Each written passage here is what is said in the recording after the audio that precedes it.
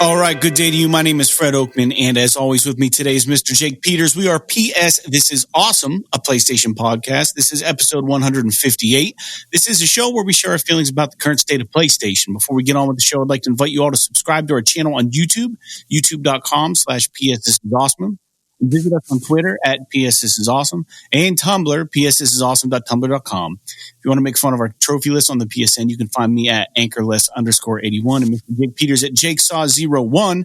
And you can always write the show at psthisisawesome@gmail.com. And most importantly, don't forget to share the show with your friends and be sure you leave comments and rate our podcast as you see fit. It does us wonders to have awesome comments in there. And to see the ratings go up, it puts it on more people's algorithms. It's all good. Jake, how are you doing today? Doing all right. I'm a little tired.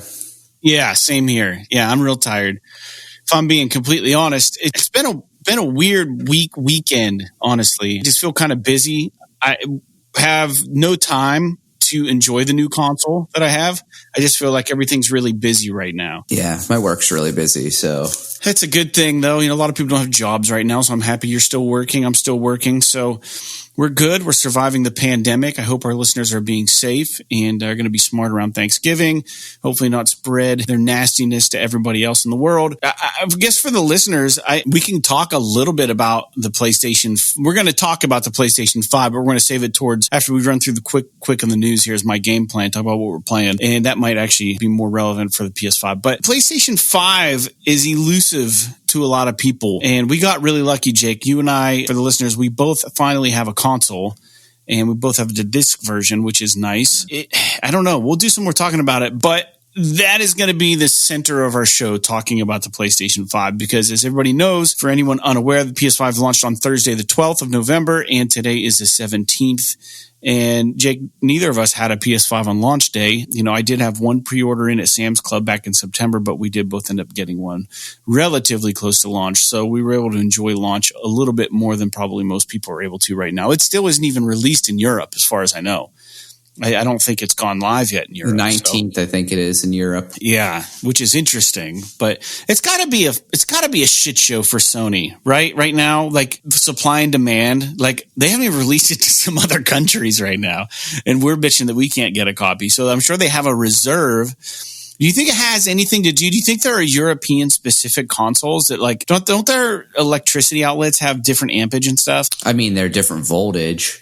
Yeah. But is that why they stagger it? No, they just stagger it. Probably because of marketing and because of the network, maybe. The Western market is bigger, and you know, so they want to get all the consoles they can out in America first. And they failed at that.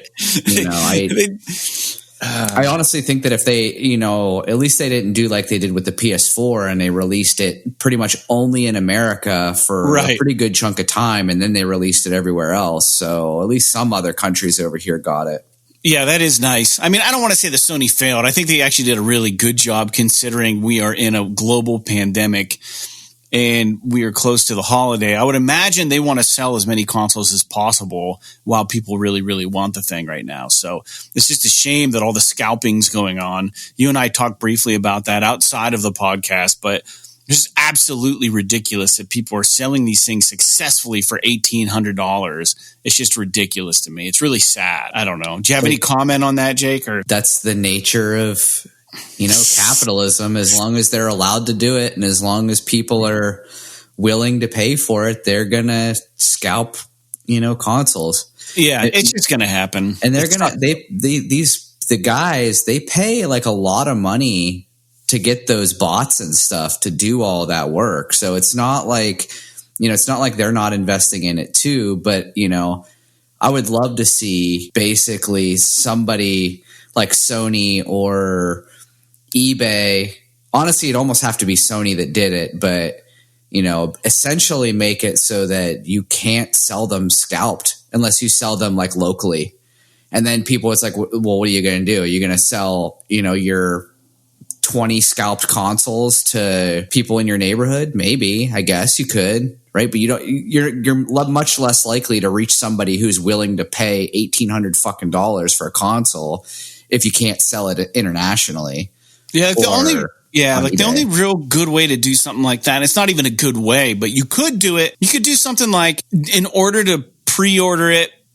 Like, you have to create a Sony account, and then you order it on with your Sony account, and then they somehow embed your custom PS5 or Gen console or whatever it is with your username, and it's locked to like your information, and you have to have like an account, and then it's locked to that account for like 6 months.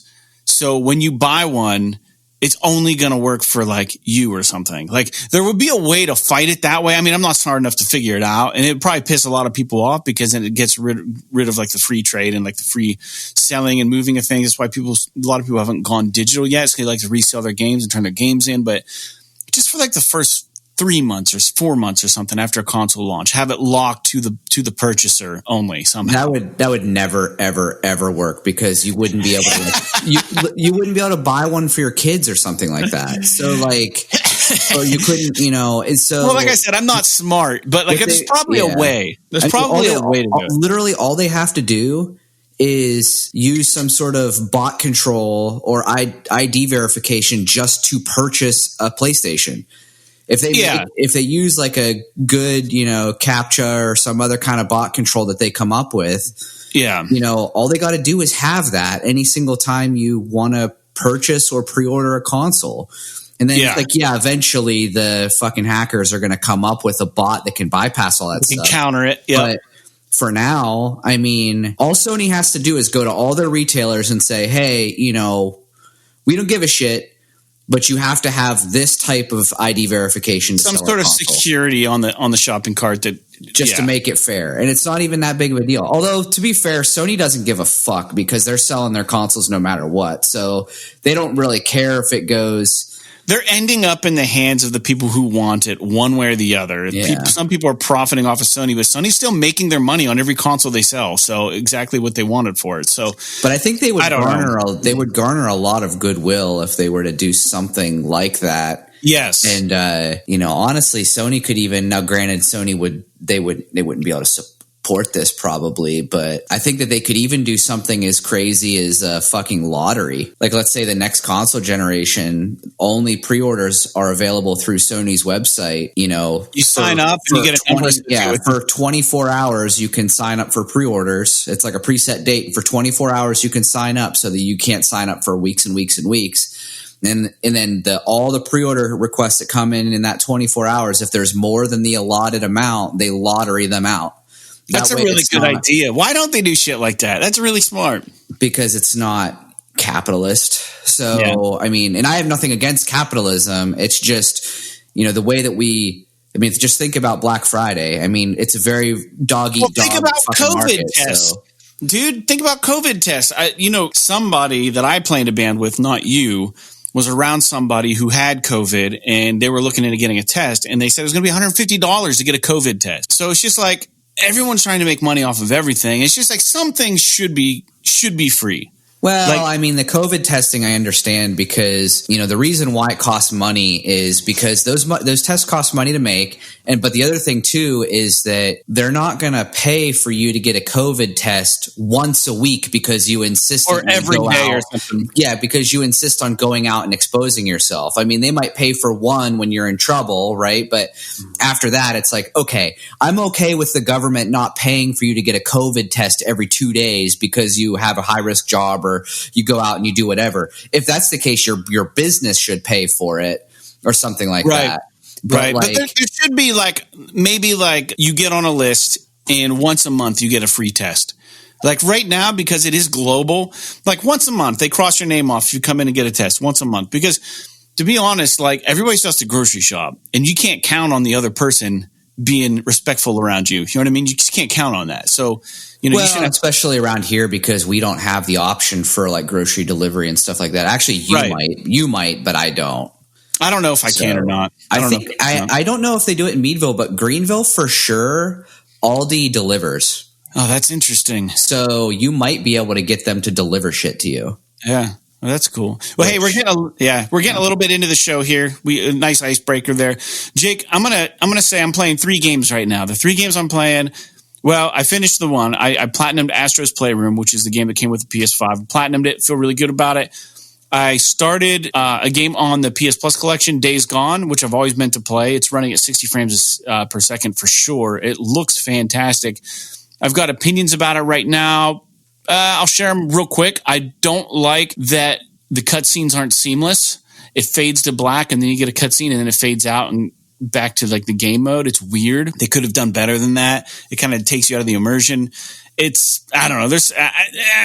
I like it so far. I don't hate it, and I'm going to keep playing it. Hollow Knight is fantastic, except I'm getting kind of burnt out because it's longer than it needs to be. It's a really good Metroidvania kind of game, and it was a PS Plus game this month. Really fun. You mentioned, you talked on it last show. You said it was a little morose for you. It wasn't really striking the right nerve with you, but the game itself is really awesome. So if you are looking for a Metroidvania game to go back to, Jake, Hollow Knight is actually really cool. In fact, Josh got at me. He saw I was playing it, and he was like, yo, that game's fucking amazing, or something like that, on the PlayStation Network. I'm like, yeah, it's fantastic. I've got like 12, 13 hours into Hollow Knight already. So, but that's what's crazy. A Metroidvania game shouldn't take much longer than that. But I heard this game takes 30, 35 hours to beat, which is crazy. Go ahead. What are you playing, dude? It's pretty long, but the Hollow Knight is one of those games. It's like, I like it. The controls are a little bit loose for me, but I do think that it's really good. It's just like I mentioned in the last show, it's just music, the dreariness. Yeah, it's just the dreariness of the game. It's just when I was playing it, it was like I was just not in the mood to be drugged, have my emotions drugged through the mud like that. So I am playing Astro Playroom or whatever. Astro's Playroom. Yeah. It's good. I really hate the gimmicky levels. So like the one where you have to roll the ball around, and I'm so bad at it. And like the one where you have to like use the motion controls to steer the little ship. Like, I fucking hate that stuff. But that's the best one of the gimmicky ones. It's fine. But if it was literally just 100% the platforming stuff, it would be awesome. Yeah. But it's just the gimmicky levels are what really kind of suck. But it's like they put it on there to show off the DualSense, so I get it. I mean, it's not that big of a deal. Yeah. But it's great. I mean, it looks good. For I'm playing it on a 1080 TV, so it's a free game. You can't really 46 trophies. I think it's a great icebreaker for the fact that it comes installed on the console is pretty cool. The first thing I did was update my console and Astro's Playroom. So like, yeah, I didn't even play anything the first day that I had the console because I just spent the whole evening updating the console and the games and shit. So I'm playing that still. I'm about halfway through that. Did you get nostalgic at all playing it with some of the unlocks and stuff, and hearing some of those sounds like from the PS1 sounds and stuff? Like it kind of struck a neat nerve with me that I didn't think it was going to do. No, I mean I don't think that I necessarily felt any amount of nostalgia so much as I thought that it was kind of like I felt that it was a really cool homage. Yeah. So I really like how you like collect all the pieces of the PlayStation's past and all that. Yeah. I think it's really cool. Artifacts. Yeah. And then I last night for a couple hours I started playing Bug Snacks, which was the first PS Plus free game for PS5. I have not tried that. It's cool. I mean, it's cute and it's simple. It's just a first person game. You run around and you try to essentially the whole game is like a collecting game. You try to catch all these bug snacks, these like creatures. You basically are on this island and all of these people kind of abandoned this little town. This isn't like super spoilery, but like all the people have kind of abandoned this town. And so you run around trying to find all these people and get them to move back to the town. Most of what you have to do to get them to come back is capture these various bug snacks, and they all have like different kind of preferences and ways that you capture them. And you have like a camera or like a scope that you like take pictures of the bug snacks with, and you can kind of analyze them and see like how do you capture them? How do you capture them and stuff? It's kind of Pokemon-esque in that all of the bug snacks are like food. I mean, obviously, if you've seen the trailer, you could see all the bug snacks are food related. Yeah, hot dog hands. They're all like kind of punny in like what they're like. For example, one of the bug snacks is they call it like a frieder. And basically what it is a spider, but it's essentially an upside down cup of French fries. Okay. So like It's just like shit like that, and they all like make super cute noises and kind of say their name, like kind of Pokemon do and stuff. And it's interesting. Sarah was watching me play it last night, and she was giggling at all the bug snacks making all their names and like saying their names and stuff. There's this one bug snack which is my favorite so far, called the Bunger, and it's a burger half wrapped in like a wrapper. And its legs are curly fries, and it just like bounces around saying "bunger, bunger, bunger, bunger, bunger." And like you have to like you can like throw ketchup; it'll like run to it, like it's attracted to it, like it's a lure. It's fun and it's cutesy. I wouldn't put it up for game of the year or anything like that, but it's a neat little kind of game to play on your new console. Literally nothing about it is next gen though. Well, so that's like, the thing. Like nothing about it looks visually or audibly like impressive. There's no next gen element to it. It's very cartoon like, right? Yeah, it's very cartoony.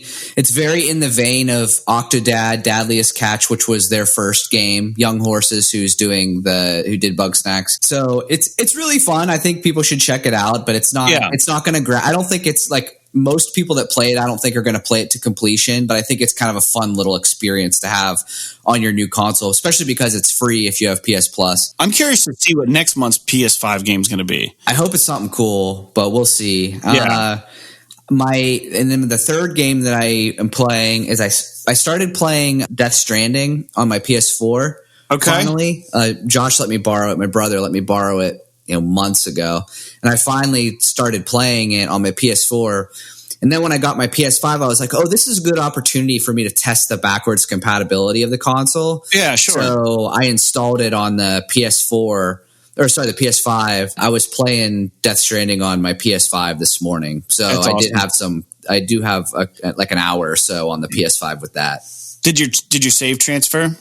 I had to bring it in manually from the cloud, but it did transfer no problem once I did that. Yeah.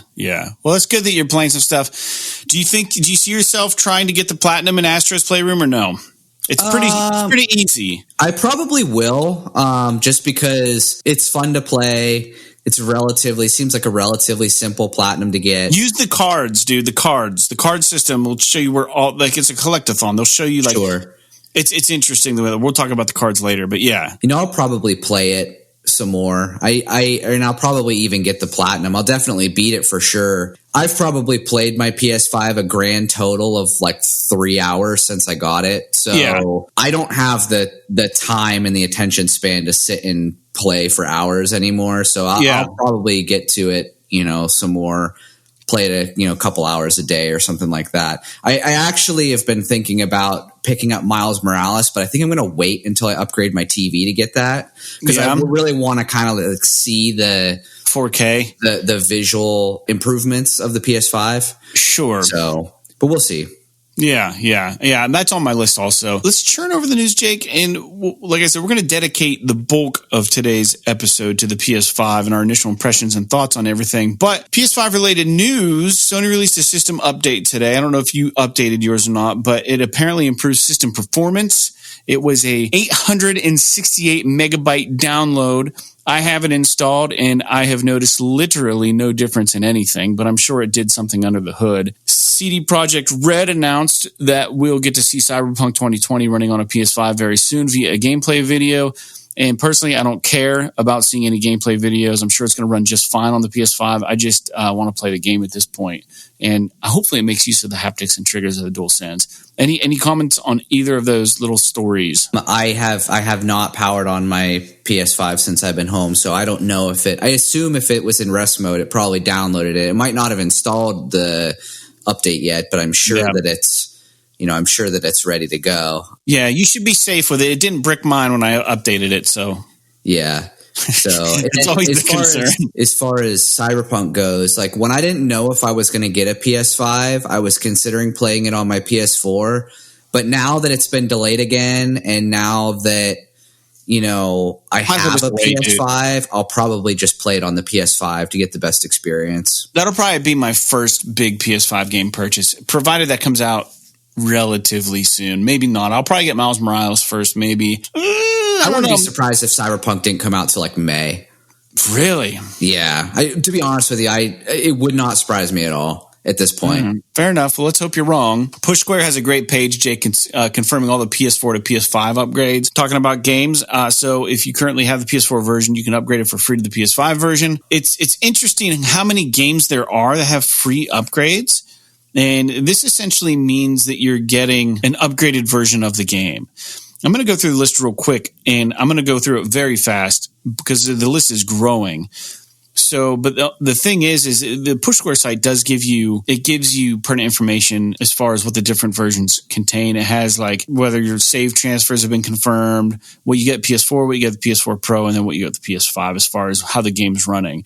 But we know Assassin's Creed Valhalla, Atelier Ryza 2, Borderlands 3, Bugsnax, Control, Cyberpunk 2077, Dead by Daylight, Destiny 2, Dirt 5, Doom Eternal, Far Cry 6, FIFA 21, For Honor, Ghost Runner, Guilty Gear Strive, Hitman 3, Horizon Forbidden West, Immortals Phoenix Rising, Kena, Bridge of Spirits, King Oddball, Little Nightmares 2, Madden NFL 21, Man-Eater, Marvel's Avengers, Marvel's Spider-Man, Miles Morales, Monster Boy, and The Cursed Kingdom, Mortal Kombat 11, Ultimate, NBA 2K21, Neo 2, No Man's Sky, Outriders, The Pathless, Planet Coaster Console Edition, Pray for the Gods, Riders Republic, Sackboy, A Big Adventure, Tom Clancy's Rainbow Six Siege, The Elder Scrolls Online, The Witcher 3 Wild Hunt, Watch Dogs Legion, WRC 9, and Yakuza Like a Dragon. So the list is getting larger. So essentially, it all kind of works differently, just depending on how they decide to let you update to the new version. But I think pretty much, I don't know. It's just weird. I don't really quite understand the way it's going to work with these. But yeah, I don't know. I haven't tried to upgrade anything. I know I have No Man's Sky, and I have the disc for No Man's Sky. So if I put that in, and it's got a million updates already that need to happen on it, so that game's just going to be a bear to upgrade and get the PS5 version, I think. I don't know. And as far as I understand, a PS5 version of No Man's Sky will not support VR.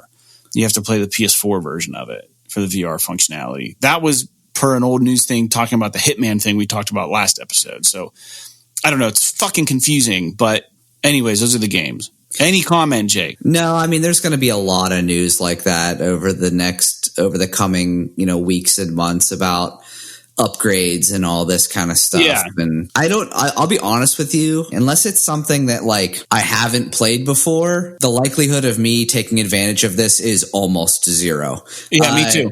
Maybe No Man's Sky, because I just don't know if I'll be interested in I kind of want to try the VR, but I don't think I will play it extensively in VR. Any of those games that are on that list, if I already played them, I'm probably not going to play them again. Or if I do play them again, I'm not really going to care that much if it's the PS5 version.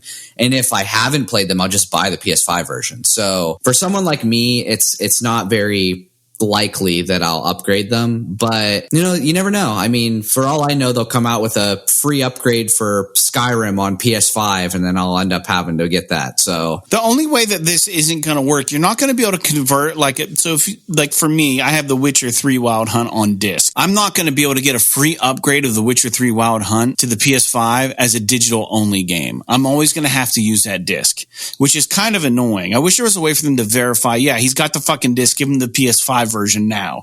Just let him use that. Are you sure that it doesn't work that way? Because I mean, remember the free upgrades or the cheap upgrades from PS3 to PS4. You could get the PS4 version of the game. You just had to have the PS3 disc in the console, so they verified you owned it. Yeah, but I had to stay in the console to play it. Sure. Yeah. Yeah, so it would be the same thing with. I imagine it would probably be something similar with The Witcher. You'd have to have your PS4 disc in there, but you would be playing the PS5 version. Yeah, absolutely. Yeah, but it would suck. It kind of sucks that they can't just verify that the one time and give you the download, so you don't have to keep pulling the disc out and putting it back in to play the game. Because I do like the idea of digital. I've been thinking about forever that basically since the start of the PS4 generation, they should have serialized all of the discs. That way, a specific disc is tied to your account, and then you can download it digitally.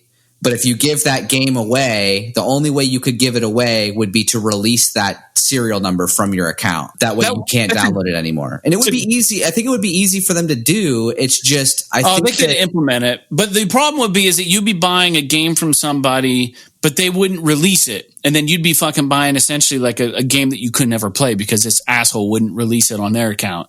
So there'd be issues there probably. Oh, I'm sure there would always be issues, but I think Sony is just like, it's not worth the trouble, first of all. And second of all, they're seeing people move more and more towards digital sales anyway. So they are honestly probably watching the physical media on its way out the door. Because I'll be honest with you, even with the PS5, like the only reason I got the disc version is to 1, play PS4 games, and 2, watch movies. I didn't get it for PS5 discs because I will almost certainly buy everything digitally.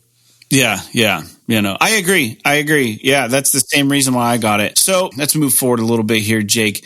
I want to, for the listeners, PlayStation.blog has an ultimate FAQ page regarding the PS5. So if you're interested in the PS5, you have certain questions, you can always go there for some information. It's very, very thorough and very lengthy. Let's get into our PS5 talk, Jake. We're not going to go into detail on anything specific like tech and stuff, but our conversation may take us there. But if you want to hear opinions about a certain aspect or game or whatever, you can always write the show at psisawesome@gmail.com. Don't forget, if you don't want to stop gaming, you actually can listen to our podcast on Spotify. So if you want to play a video game while you listen to the podcast, pull up the Spotify app, put in PS is Awesome, listen to the latest episode, play your game. It'd be awesome. We'd really appreciate it. But Jake, as far as the PS5 goes, overall impressions, let me start in real quick and talk about it generally. I have an outline after we both kind of give our overall impressions, and I'm going to pick at certain things, and then we'll wrap it all up and then talk about the games coming out this week and finish up the show. We both got the PlayStation 5 essentially at the same time. I saw pictures of the thing. While I think it's big, I think it also was like in person, like it's like, wow, that thing, I like the way it looks. Now, you probably don't feel the same way as I do. It's fucking enormous, but I look at it, I'm like, yeah, that thing's a powerhouse. This thing is a beast. Like, I feel really good about it. Like, I look at it, I'm like, that thing is a monster. Like, it's gonna last a while. It just has that look to it.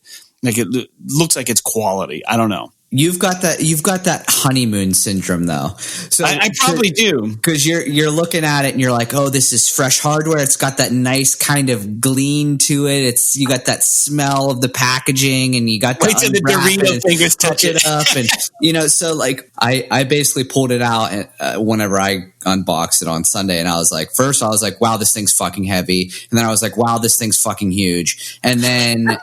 And then I was going to lay it on its side, and then I was like, I don't have space on my freaking TV stand. So I basically stood it up beside my TV stand. On the floor?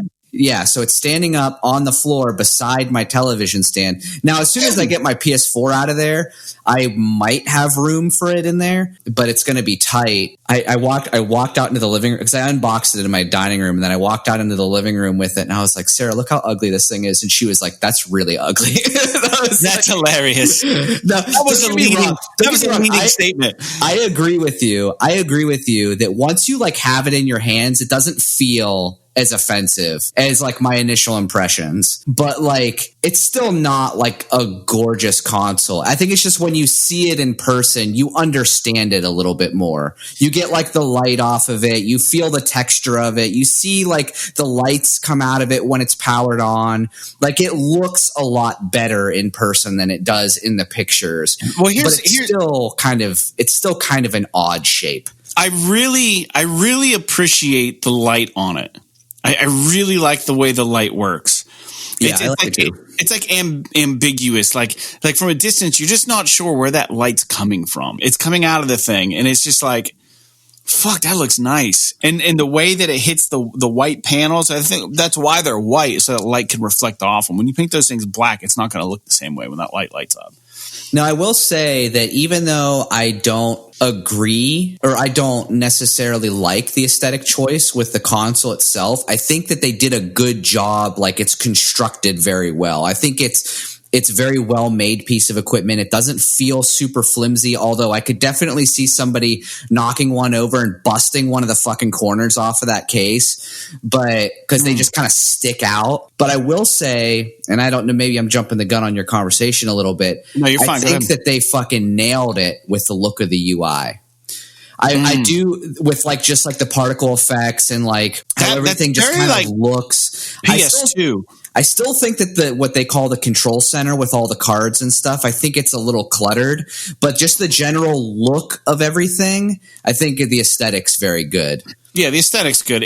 We'll get to the UI here about its accessibility over style and like the way it works and the way it functions. We'll get to that in a minute. Yeah, so aesthetic, we clearly have different opinions of it, which is fine. We're different people. I like it, man. I look at it and it's like it's just begging to be played. It's just like, dude, turn me on and put a game on. Like it's like what, and it could be the honeymoon thing, but I look at it, I'm like, man, that thing just looks awesome. I don't know. I like the way it looks, but you didn't move anything on your entertainment center to find space for it yet. You talked about moving the PS4. You're going vertical. I'm vertical on mine. I think it's large, but I think it's sleek. I just think it looks nice. You know, I don't know. Anyways, the controller, Jake, let's talk about the controller briefly.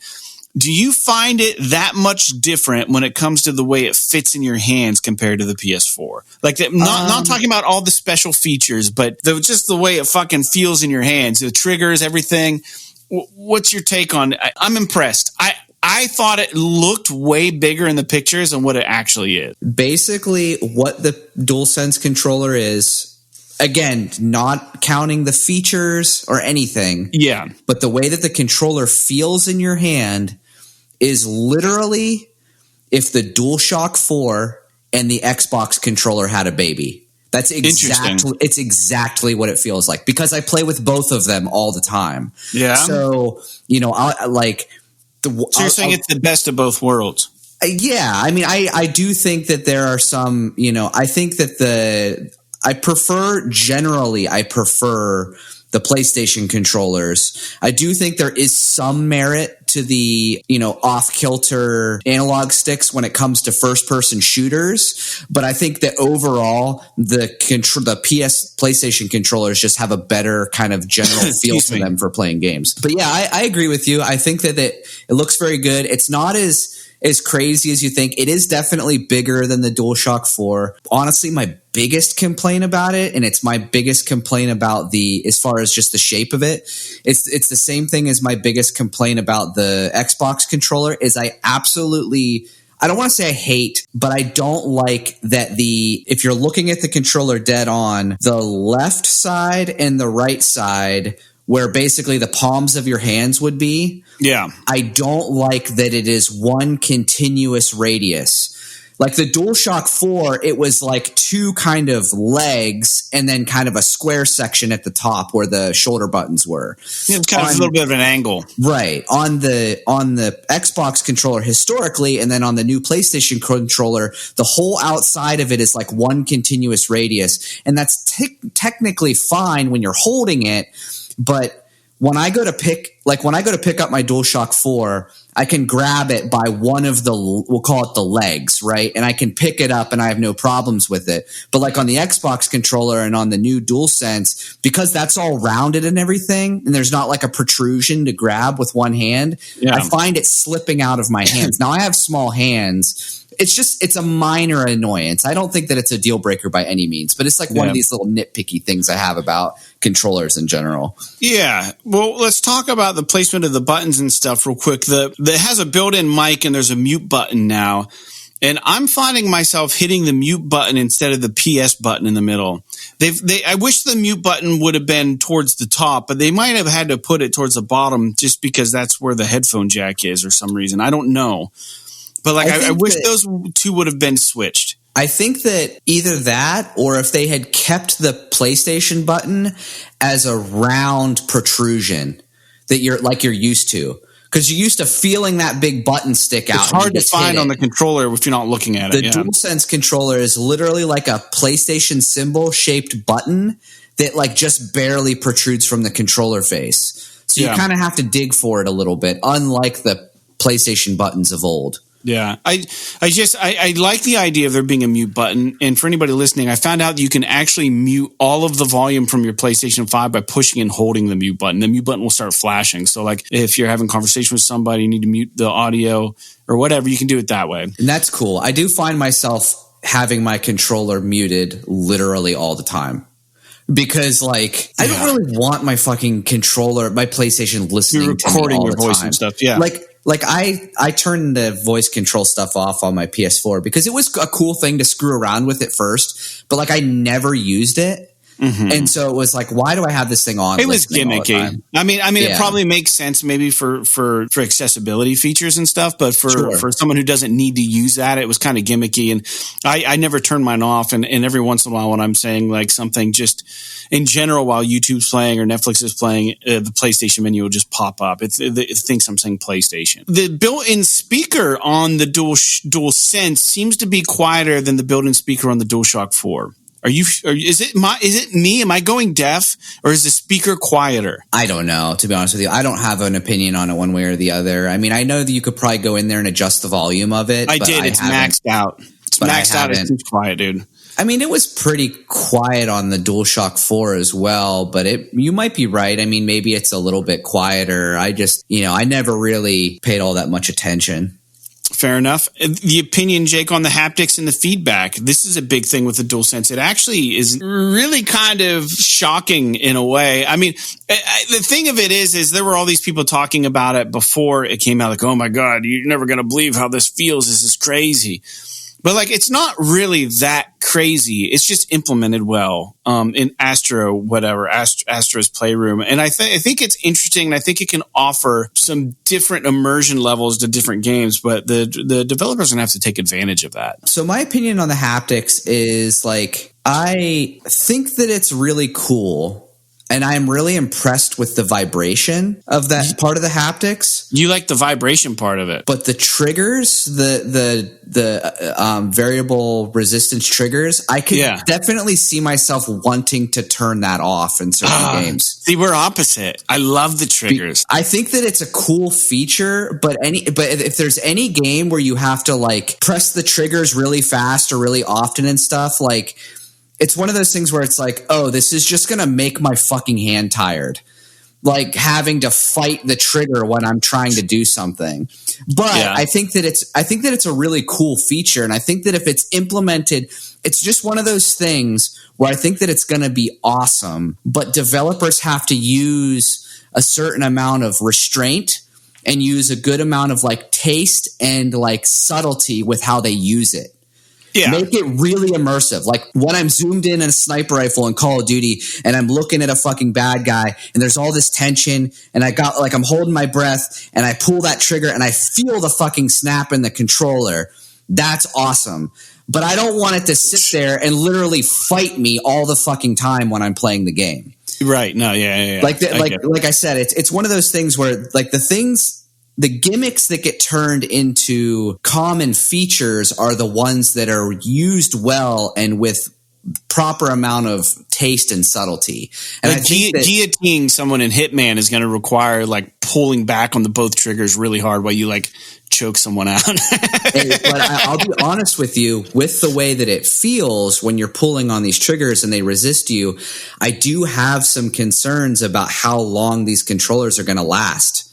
Yeah, I thought about that too. And I don't know, because like on a DualShock 4, you know, the standard button that you press with the shoulder button probably is like they probably bought some good buttons for the controller, and they're probably like, you know, 500,000 contact buttons or something like that, so they can fucking last forever.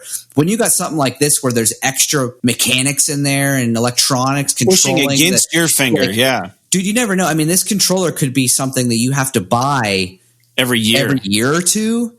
And if that's the case, like if I got to buy a $70 controller every year because the fucking haptics wear out in it, I would certainly hope that they would give you the option to kind of like turn it off or on based on, you know, what your preferences are. But I don't know if that's something or not. Yeah, that's a really good point. I think so far Sony has given us no reason to think that the controller isn't going to last long. Like, feels great. It feels like it's really well built. I have nothing against it. It's just one of those things where it's like when you feel it when you play it and you're like really pulling on it to get through those haptics and stuff. It's like, oh, I feel like I'm going to break this sometime. Yeah, like you're You know going to what I mean? snap Like in a internal part or particular, something. like a particularly intense gaming moment, you might break it. I don't know. Yeah. I How don't know. durable is it? Yeah, yeah. But I mean, just with the quality of builds of most of their hardware, I think that we're going to be okay with it. But you do, I mean, that's got to pull on the battery more when you're doing that for 4 hours straight than to not do that 4 hours straight, you know? I don't know. Light bar, I like the light bar on the top. We talked about the size of the controller. Now, I did know that with the PS4 DualShocks, you could not plug in earbuds that had mics attached to them and have it just work inherently with the PS5, but you can do that now, or the PS4, but you can do that with the PS5. So if you have earbuds with microphones built in, like iPods, I don't know what they're called. What are they called? Earbuds. Yeah, they're called earbuds. Yeah, so that should work now. So now you don't need like a special headset. I think that what you're saying is not 100% accurate, because when you have a set of earbuds or headphones with a microphone attached, there are two wiring schemes. Yeah. And I think that the controller only supported one type. Okay. So probably they didn't support the one that like fucking Apple uses and shit like that. Okay. Whatever the PS5 must for support phones both. and stuff. Like I had like if you remember, the PS4 came with an earbud with a microphone attached to it. Right, so, that's like, true. It's not that it wasn't supported. It's just that like it probably didn't support the common scheme. Sure. So it might as well have not been supported, I guess. You know, it's just one of those things where. So now I wonder, right, if like the DualShock or the DualSense controller, I'm just going to want to call it the DualShock 5, but like, yeah, I know that's what I would. If the DualSense controller now supports like your Apple EarPods or whatever. Does that mean that, like, if I plug the PS4 earbud into it, that it's not going to work anymor? No, I think it works for both. Because one of the things that I will say is that, like, when it came to gaming and stuff, I always used the OG earbud. Dude, I lost mine. I had no idea where it is. DualShock 4. And, like, am I going to have to – and it like the PS5 didn't come with one. So am I going to have to go out and buy, like, a set of earbuds now to play the games? Because I don't really like playing with a headset on. Yeah. So I'm not going to really want to do that, but I don't know. It'd be interesting to see. Yeah. Well, speaking of gaming with a headset, they were talking about the Tempest 3D audio engine. I haven't noticed much of a difference with the audio. I do have surround sound in my house, and I have speakers behind me. Now, what I didn't realize, and I haven't done yet, is that you can go into the settings on the PS5 and manually adjust where your speaker placements are to take full advantage of the Tempest surround sound. So that's interesting. I mean, I think we've been using fake 3D sound for a long time already, so I don't think we're going to hear a big difference. But when I was playing Astro's Playroom, when I had the menu pause on Days Gone, I swore I was hearing stuff out of the side of my, like, back behind me. And I didn't have that with the PS4 when I gamed on that. So no, there's a pretty substantial difference in the audio engine between the PS4 and the PS5. I think the only place that you're really going to notice like a massive difference is if you have a headset that truly supports 3D audio. Yeah. And then you'll be able to get like the real deal. But as far as like using soundbar or front-facing speakers or even like a 5.1 system like you have with surround sound, I don't think it's going to give you the full experience of what the PlayStation can deliver. I think you really need 3D audio headset to be able to fully take advantage of it. Yeah, that makes sense. As far as backwards compatibility, I was surprised. I had an external hard drive for my PS4. It wasn't a solid state, just a regular HD hard drive. And I plugged it into the PS5, and it pretty much is like, okay, we're good to go. The only thing I have to do is download the saves manually from the cloud, which is annoying. There should be some sort of auto download saves. Like if you're playing a game on your external hard drive, you should be able to be like, okay, it should know. You know what I mean? Like it should just know. Yeah, I get it. I mean, I guess my big thing is that like, unless the saves are absolutely enormous, it's never going to take all that long for the saves to download. I mean, there are very few games where the saves are more than a couple hundred. Yeah, they're not big megs or whatever. Kind of annoying. Like, I get what you're saying, but my big thing too is that like hard drive space is going to be at a premium on the PS5 as it is. So I would rather it not like automatically download all that shit, but I can understand wanting the option to have that happen. If you could like turn it on somehow, it would be cool. Like, okay, here are all the games on my hard drive, right? Don't download the save file until I tell the PlayStation 5 to turn on this game. maybe that would activate an auto download of your current saves on the cloud. That would be nice. But anyway, that's just a minor gripe. As far as the UI, Jake, how long, and maybe you haven't gotten there yet, but how long has it taken you to understand how it works?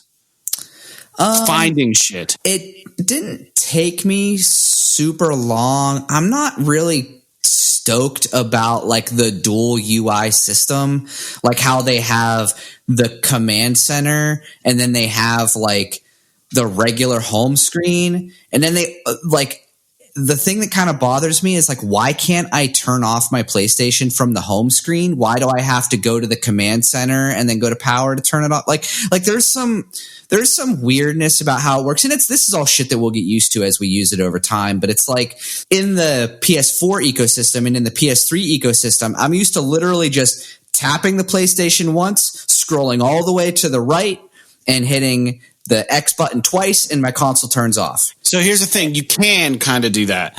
So if you just tap the PlayStation button, there'll be like a control bar at the bottom of the screen, right? Sure, yeah. Go all the way to the right, and the power's right there. It is similar, but it's like I would prefer when I tap the PS button to go to the home screen, not the, because like if you remember the PS4, when you would hold the button down, it would bring up like the quick menu, which is what I would associate with like the command center. You know what I mean? So like it kind of reverses the roles of the PS button long click versus short click. And maybe you can even change that in the accessibility settings or something like that. Ultimately, it doesn't really matter. We'll get used to it. It's just one of those things that was kind of like jarring whenever I first started using it. I do like though that they have two main tabs in the home screen, one for media and one for games, which is kind of cool. I wish that they would have done something like that on PS4, so it's not all in one main screen and then you have all these folders and all this stuff. I would like the option to make folders though. Oh, yeah. I mean, I'm sure you could still make folders on the PS5. I just like that they separate the media from the games. Yeah. I understand what you're saying. Yeah. But yeah, I don't think you can make folders yet. I'm sure that'll happen. And as we know, the PS4 UI has changed significantly since day one. So I would imagine the PS5 UI will get constant updates and different upgrades and different things that we can do, all that good stuff. So the other thing about the UI that I wasn't super stoked on was the way trophies work.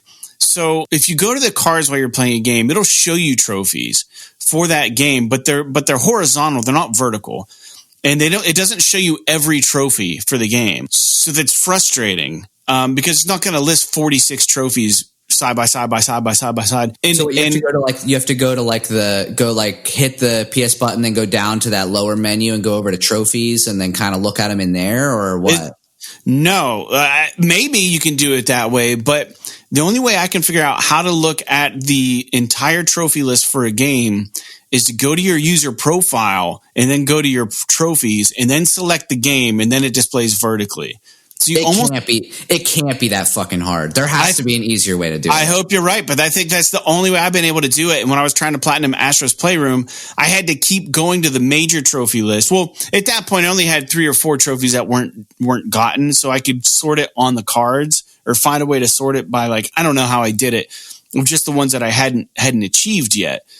But the problem is when you have a game and you're starting fresh, it's not going to give you all the trophies right from the get-go to see what you need to do to earn them. And you're going to have to go to this other menu that is not easily accessible.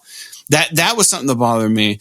And then one other thing real quick about I do like the PS Store and how it works. I like how it loads. It's snappy. I'm having a very difficult time, though, shopping deals on the PS Store on the PlayStation 5. That was always the first place I'd navigate to on the PS4, the deals section. I would learn about new games I hadn't heard of, and then if the price was right, maybe I'd pull the trigger and check them out. But I can't find a section that just says deals on the PS5 store very readily. But it's super easy to find on the PlayStation phone app, so I know that section still exists, but I can't find it on the store anywhere, and it drives me crazy. It'll show you maybe right now, I think they have a 70% off indie sale, and they have their named deals. And, being a PlayStation Plus member, you get deals on games that maybe aren't included on those named sales monthly. I can't find a way to just search for games that are on sale generally. It's just, I can't find a way to do it. It's driving me crazy. I don't know. Yeah, I will admit that I haven't had much time to be able to kind of navigate through all that stuff and really kind of look for games and do all that. But I do really like that the store is native to the console. And it's great. It's like it works. That is one thing that I would generally say as a whole about the console, because after I've played with the PS5 for a little bit, I turned on my PS4 so that I could get like my Death Stranding saves and stuff. Yeah. Dude, you don't realize how slow the UI runs on the PS4 until you go back from the PS5. It's pretty fucking slow in comparison. All the animations are a little slower. Everything kind of moves a little slower. I wouldn't say it's janky or anything. It just like everything just kind of responds. It's like moving from 30 frames a second to 60 frames a second. It just chugs. It's not smooth. Yeah, at all. So, I mean, I'm pretty impressed with that. But as far as the store goes, I don't really have a whole lot of comments on it. Yeah. I just like the way that it works as far as how quick it is. Well, if you can find out how to just look at the deals, because you can usually just go to, on the PS4, you go to games and then you go to deals and it shows you every fucking game that's on sale on the PS Store. And then it shows you, the deals on the PS Plus account. But I can't find a way to do that right now. So unless I know a game has a specific sale, I'm probably not going to see it. Anyways, I think that's a good first take on the PS5. I am thoroughly enjoying it. I'm in love with it. I think it's fantastic. It's begging to be played as I sit and work from home. It just stares at me and it's torture, but I am happy that I'm still working from home. So anyways, man, I hope that you get more use out of yours. I know you just got it. I know you're busy, and we have practice tomorrow, advanced practicing tomorrow. I think I'm doing some stuff on Thursday. You're probably busy. And I think Friday kind of opened up for me. So I might get some more gaming in on Friday. I'm going to edit the podcast when we're done here. But Jake, usually we talk about different games that are coming out every week. And I have a list of some games that are coming out. And these are all PS4 games as far as I understand. There might be a PS5 game in here. But before we get into the list, I did a little research on a game called Observer System. It's called System Redux. And it's available on the PS5. Have you ever heard of this game called Observer? Yeah, I think it was on the PS4. Yeah, so I looked into it, and the PS5 version has an 84 Metacritic, and apparently it's a fantastic psychological horror game developed by a team called Bloober Team. They originally released it in 2017, but the Redux version is featuring 4K ray tracing, special lighting effects, and it's taking advantage of the features built into the DualSense, so the haptics and all that stuff. For fans of the original game, this game is going to feature 3 new missions as well. But the idea of it is that it's a dark, this is the way they described it, it's a dark cyberpunk thriller about a mind-hacking detective looking for his son who's gone missing.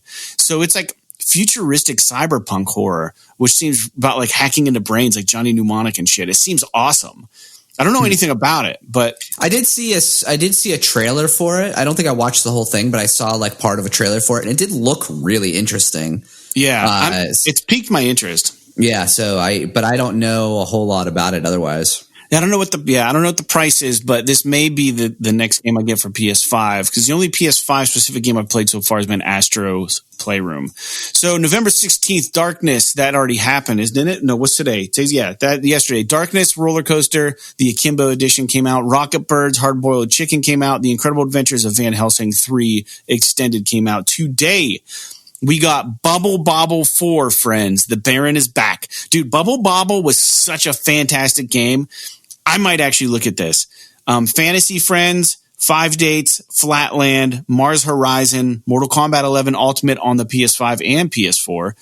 My Name is Mayo 2, Serious Sam Collection, The Perplexing Orb 2, War Thunder on the PS5, and Warhammer Crossbane Slayer Edition on the PS4. And then on the 20th, we're going to get Katamari Damacy Rerule.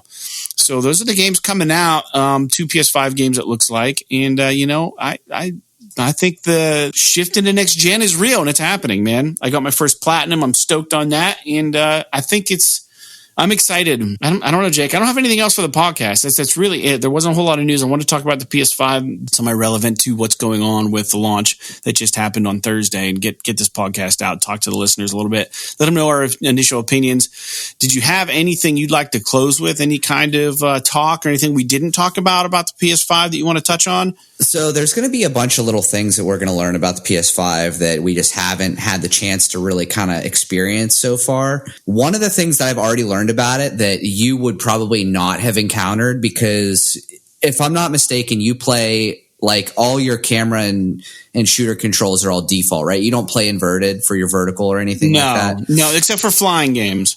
So in the PS5, you can, in the system menus, there's a place called Game Preferences, and you can go in there and say, for first person camera and third person camera, vertical and horizontal, do you want it inverted? And when you set that up, all the games that you start will automatically change the controls to the setting of your preference. Oh, that's awesome. So you no longer have to do it. And you want to know how I figured this out / why? No. Because I want to know, but I don't know how. Astrobot VR Astro's Playroom has no fucking menu that I can possibly find to invert the camera controls. So I Googled it. I'm like, how the fuck do I invert the camera? There's no way Sony made this game where you can't invert the camera controls.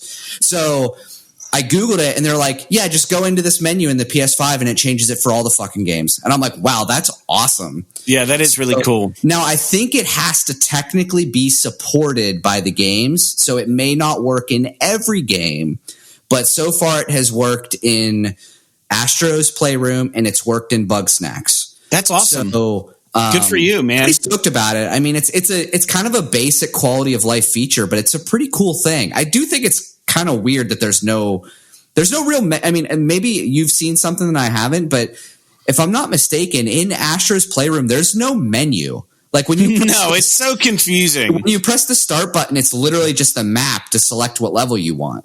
Yeah. So, like, I don't understand.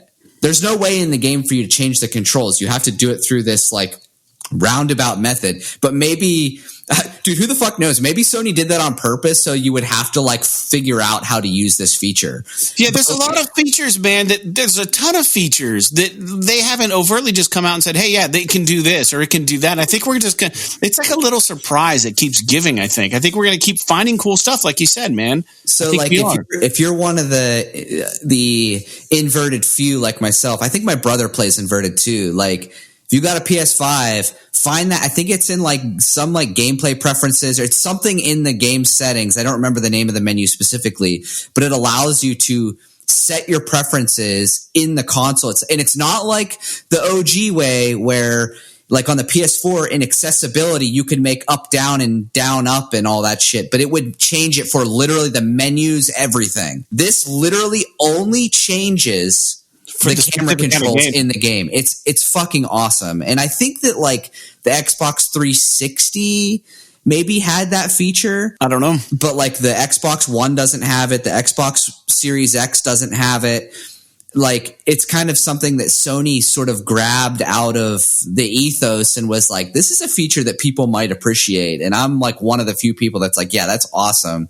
And I'm like, I hope that there's probably a bunch of other shit like that in there too. And I'm really stoked about it. I mean, it's a silly thing to be kind of pumped about, but I think it's cool. Yeah, that is really cool. I didn't know about that. So essentially what you're trying to tell everyone who's listening is that if you have someone else in the house that uses that PlayStation 5 and you want to screw with them, just jack up all the controls on the system menu and then have them try to figure out how to play their games. Yeah.